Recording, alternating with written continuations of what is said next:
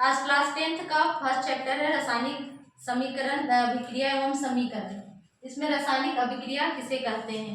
तो ऐसी प्रक्रियाएं जिनमें नए गुण वाले नए पदार्थों का निर्माण होता है रासायनिक अभिक्रिया कहलाता है। जैसे हाइड्रोजन और ऑक्सीजन मिलकर पानी बनाता है। हाइड्रोजन आपका हो गया गैस, ऑक्सीजन भी हो गया गैस, और ये दोनों मिलकर बनाता है पानी। तो जिसमें नए गुण वाले नए पदार्थों का निर्माण होता है उसे रासायनिक अभिक्रिया कहते हैं।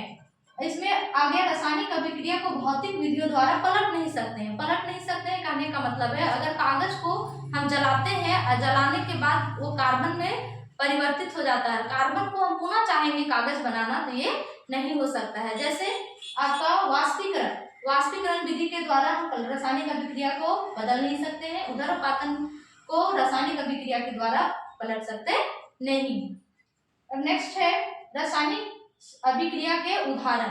रासायनिक अभिक्रिया के उदाहरण जैसे भोजन का पकना, ये हमारा रासायनिक अभिक्रिया है। श्वसन, जब हम सांस लेते हैं श्वास छोड़ते हैं तो वो भी हमारा रासायनिक अभिक्रिया है। दूध से दही बनना, दूध से दही बनना रासायनिक अभिक्रिया है, क्योंकि दूध से दही बन गया, वो एक नए पदार्थ नए गुण वाले नए पदार्थ में परिवर्तित हो गया। दूध का गुण अलग होता है और दही में का अलग होता है।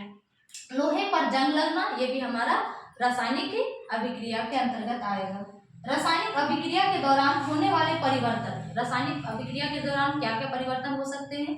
तो अवस्था में परिवर्तन कहने का मतलब है कि जैसे कोई ठोस है, ठोस को लिक्विड में चेंज करना, द्रव में चेंज करना, गैस में परिवर्तित होना, ये जो होता है उसे अवस्था में परिवर्तन कहते हैं। रंग का परिवर्तन होना, तापमान में परिवर्तन होना, तापमान में परिवर्तन होना जैसे चूना को अगर हम पानी में डालते हैं तो चूना को जब हम पानी में डालते हैं तो गर्म हो जाता है। कभी आप ऐसा करके देखिएगा तो पूरा गर्म हो जाता है, अगर हाथ उस पे डालते हैं तो जलन महसूस होता है। फिर है गैसों का उत्सर्जन। गैसों का उत्सर्जन कि धातु को हम जब भी अम्ल में डालते हैं, कोई भी धातु को अगर हम अम्ल में डालते हैं, जैसे हो गया Zn को अगर हम सल्फ्यूरिक अम्ल में डालते हैं H2SO4 में तो ये लवण बनाता है, मतलब ZnSO4 बनाता है और हाइड्रोजन गैस को मुक्त करता है। तो गैस वैसी अभिक्रिया जिसमें गैस का उत्सर्जन होता है वो भी रासायनिक अभिक्रिया कहलाता है। हम लोग आगे बढ़ेंगे कि अभिकारक किसे कहते हैं। अभिकारक वे पदार्थ होते हैं जो रासायनिक अभिक्रिया में भाग लेते हैं, उसे अभिकारक कहते हैं। इसको इंग्लिश वाले स्टूडेंट इसको रिएक्टेंट कर सकते हैं, और उत्पाद इसको प्रोडक्ट कहते हैं।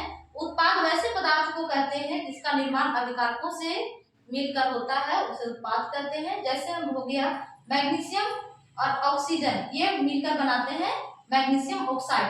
मैग्नीशियम और ऑक्सीजन अभिकारक हो गए क्योंकि ये रासायनिक अभिक्रिया में भाग ले रहे हैं, इसीलिए इसे अभिकारक कहते हैं। और जो भाग लेकर एक नया पदार्थ बनाता है उसे उत्पाद कहते हैं, जैसे मैग्नीशियम ऑक्साइड।